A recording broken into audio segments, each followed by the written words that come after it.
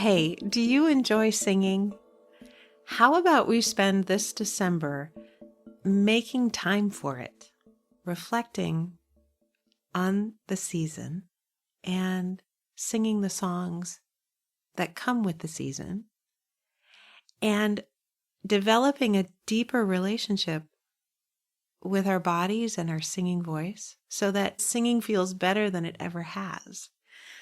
I'm offering a program called A Singer's Advent, where we take the themes of Advent and we connect them to the 4 things that we need to do with our bodies in order for the singing to go well. There are 6 live Zoom calls across the 25 days of Advent, and there are lessons for each day. Don't worry if you're hearing this later in the month. The Zoom calls are recorded, all the lessons are recorded, and all of that will remain available until January 31st, 2026. So even if you start after Christmas, there's plenty of time to work your way through the material. I'll be teaching and answering questions and coaching individual folks about their voices. We are also going to be singing together, but we're not going to be singing like performing for one another. We're going to be singing for the enjoyment of it. If you love to sing, I would love to have you join me. So click the link in the show notes and I'll see you inside.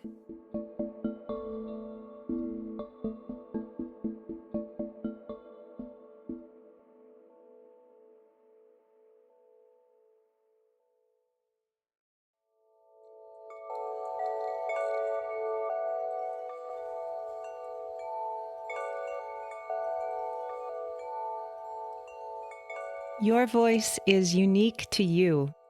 It grows as you grow. It changes as you change. If you're curious about the relationship between your voice and your body, your heart and your mind, welcome. My name is Michèle Voillequé, and I can't wait to hear you. I think it's time for me to come clean about something. I think I might have already said this before, but I feel it bears repeating. And that is that I firmly believe that singing is for everybody. I've been teaching music for over 20 years now. My first tagline for my business was, "We'd all have more fun in line at the DMV if we were singing." Now, at least in California, you don't even have to go to the DMV anymore. You can do it all online. But at the time, in the mid-aughts, going to the DMV was a half-day adventure. And I really did feel that we'd all have more fun if we were singing. And I do believe that singing is for everybody. Singing is something that humans for thousands of years have done to celebrate, to comfort, to grieve, to soothe, to tell stories, to keep track of histories, to give directions. All kinds of ways that song has been used to hold communities together and to retain and transmit information.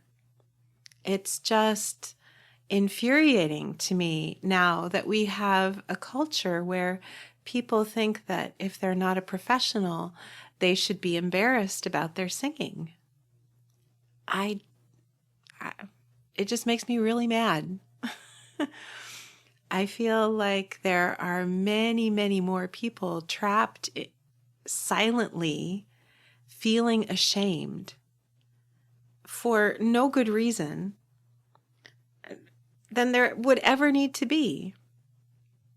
It's sort of an irony to me that this art, this activity of singing, which has connected and held communities together, now I meet person after person who is afraid of using their voice because they're afraid of being ostracized. They're afraid that their singing will get them maybe kicked out of a community is the wrong way to put it, but will cause their relatives to tell them to stop. Their roommates won't want to hear it. Their family will make fun of them. They'll lose credibility in front of their workmates. That singing is somehow now a dangerous activity. It's a risk-taking activity, way too big. It feels way more risky than it should have any right to. So if you were to ask me who is singing for, I'm always going to say singing is for everybody. And if you want to learn to use your voice differently, sing more effectively, you ought to have safe spaces available to you to do that. I really feel like that's a fundamental human right, that we figure out how we want to use our voices. I really believe the world needs us to be doing that. And so really that's my mission as a voice teacher. If I could wave a magic wand, it would be to allow everyone who wants to sing the freedom to sing, and to give them as many skills as they want to sing as well as they would like to. I don't think we all have to be singing beautifully. I just want us all to be singing. I really think that we can handle it if it's not perfect. I think the world can handle it if it's a little ugly. If it's brassy, we can handle it. We're strong enough.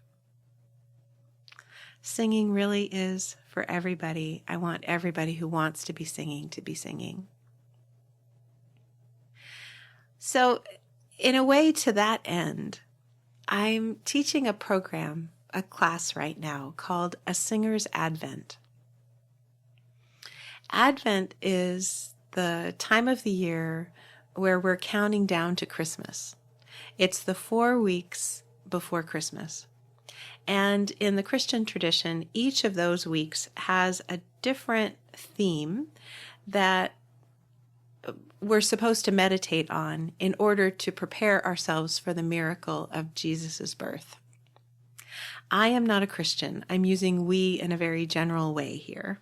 But I have been a church musician for most of my life now. And Advent has been a part of my life, kind of whether I like it or not. But luckily, I do like it. Even though I myself am not a Christian, I enjoy the season. So the first week of Advent has the theme of hope. And then it's peace, and then joy, and then love. And the idea is that we meditate on these things to prepare ourselves spiritually to make room for the miracle that is the birth of the Christ child. I really don't think you have to believe that Jesus' birth is a miracle to get something out of this. Every year, I have appreciated the opportunity to contemplate hope and peace and joy and love, because I find them very difficult to hold on to, particularly in December. So the birth of Jesus has been called by more than one person God's full employment plan for musicians. And I have found that to be true. There is so much music at Christmas time. There are so many concerts. There are so many special services. There are so many opportunities to make music in December. I find myself, more often than not, feeling overbooked, overscheduled, running from one thing to another, and a little or a lot unbalanced.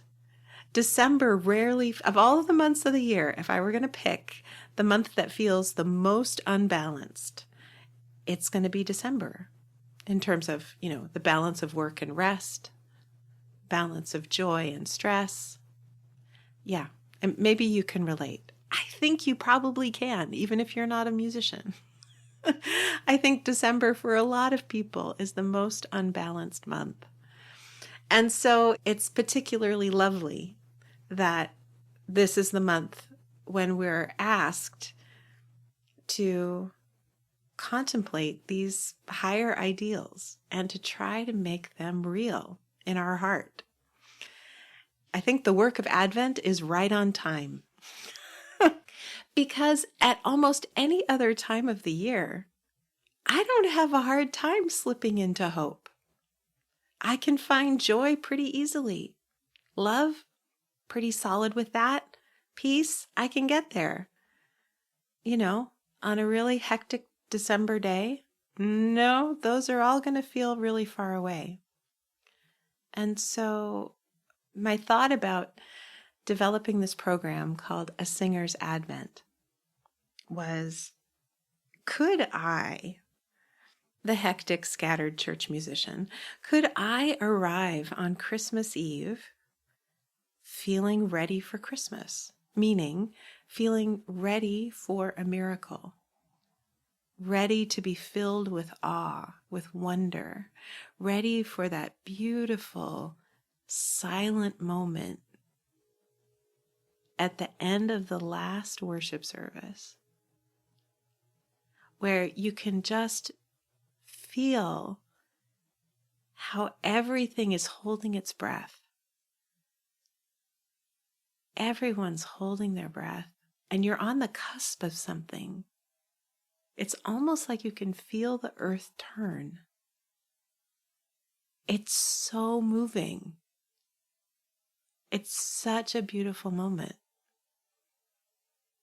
And I would love to sink into that moment on time, on Christmas Eve. Because, frankly, most years, I'm ready for that moment. I can find that moment on or about December 28th, And there's nothing wrong with that. I'm grateful that I can find it. But what if I could find it on Christmas Eve? So I was contemplating these Advent themes, and then I put them together with the 4 things that we really need to cultivate healthy singing. And those are openness in the body, a grounded sense of being, effective breath support, and comfort with our vulnerability. And they just line up great with the Advent themes. So I'm recording this in early December. This is week 1. So I'm spending this week meditating on hope and openness. And it's really beautiful to me how hope and openness are supporting each other. As I'm allowing hope into my body, thinking about breathing in hope, what does that feel like? But allowing hope into my body, I notice that I'm expanding my capacity for it. And having openness on my mind, reflecting on openness, is really helping me to notice when I'm closed. It's not just, thinking about openness. It's like, oh, am I open? Am I hopeful? And similarly, stretching my muscles, finding that literal openness of the body, is helping my spirit to feel more spacious. It's not an easy time, December. And working in a church, there often is a heaviness that seems to come over the congregation beginning in November. And some years it's more palpable than others, but it's the best word for it, I think, is holiday dread. people start worrying about what Thanksgiving's going to be like, and then, the stress of December and, Hanukkah and Christmas and all the obligations and final exams and family coming home and financial stress, just the whole thing. There's this heaviness that can descend over the congregation, and also just sometimes sadness, right? If you've lost anybody in the year that you would normally spend holidays with, this can be a really sad time. Even if they've been gone for years, it doesn't have to be this year. It's just like holidays can be rough. They can be sad. They can be full of unmet expectations and hard feelings and cruel words. I probably don't need to tell you. And so usually, right about now, I'm starting to feel the beginnings of not so festive. But today, on December 3rd, my head's pretty clear. And I think it's because I've been contemplating hope and openness. So I'm really looking forward to seeing how this unfolds. I'll just walk you through what's coming up next. Week 2 is peace and a grounded sense of being. Week 3 is joy and effective breath support. And week 4, which isn't really a week because it's only 4 days long, is love and comfort with vulnerability.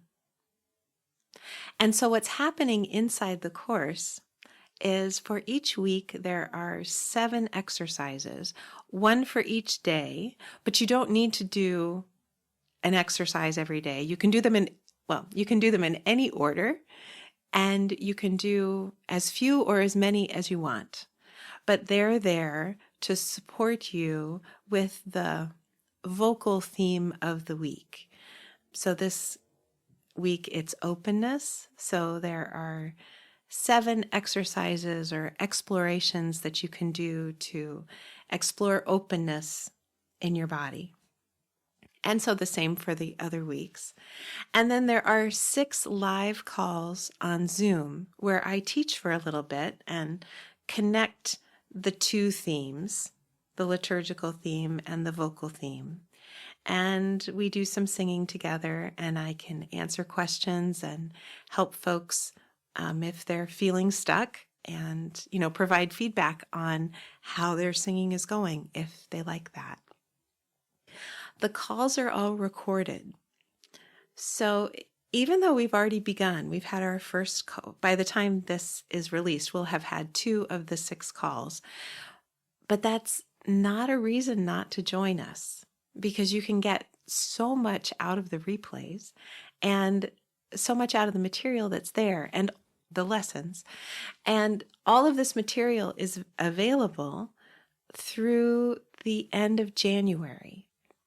So even if you don't have the bandwidth to get to this before Christmas Day, believe me, I totally sympathize with that kind of a life.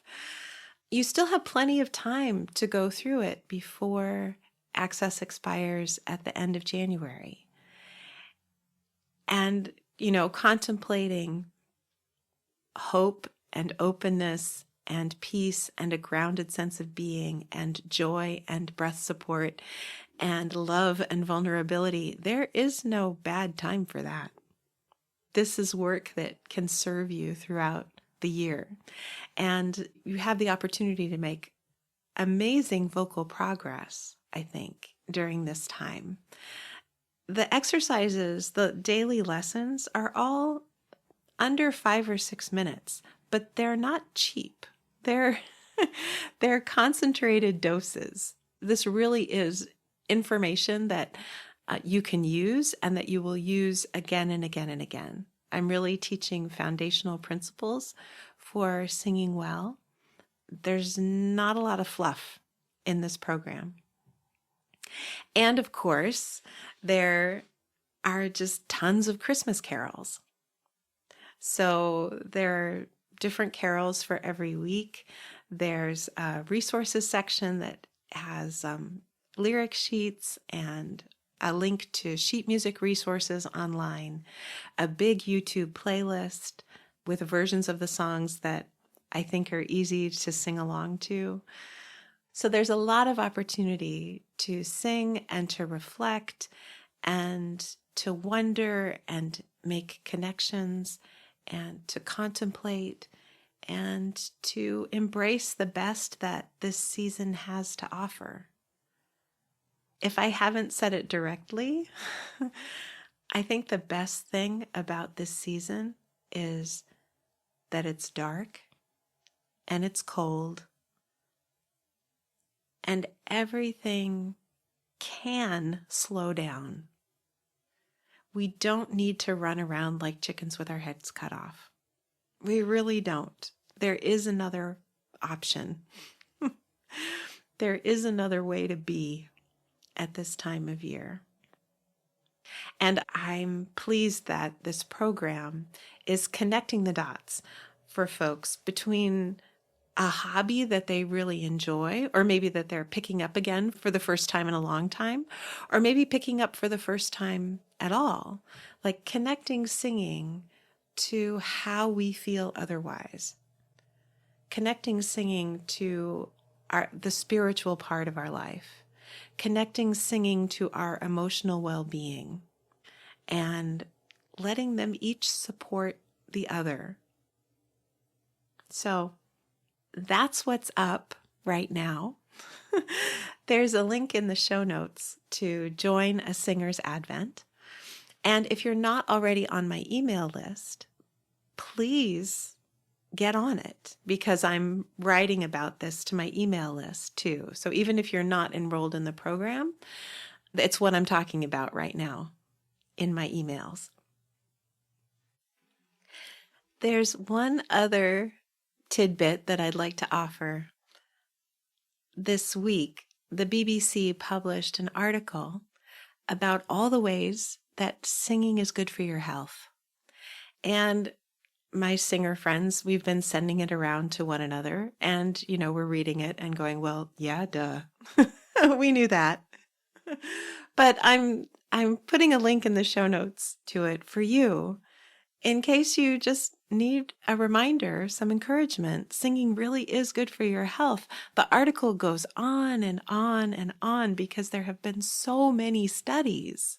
This isn't just, anecdotal information anymore. Like, there are actual medical studies showing that singing improves well-being in all kinds of areas. So if that helps tip you over the edge, if you are a person who has been feeling shy or ashamed or nervous about singing, doctor's orders. Does making it doctor's orders change anything for you? I hope so. I really do hope so. Because singing is for everybody. I wish you the calmest, most enjoyable month of December you could possibly have. And I'll be back before the end of the year with another episode. Thank you so much for listening.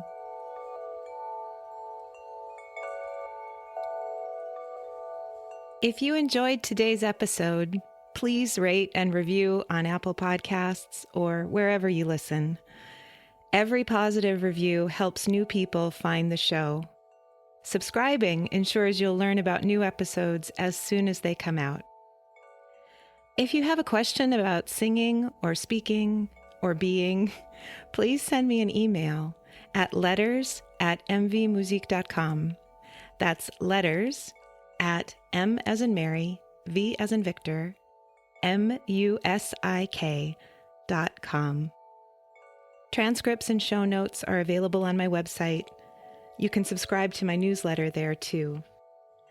Can't Wait to Hear You is produced in conjunction with Particulate Media. I'm your host, Michèle Voillequé. I can't wait to hear you.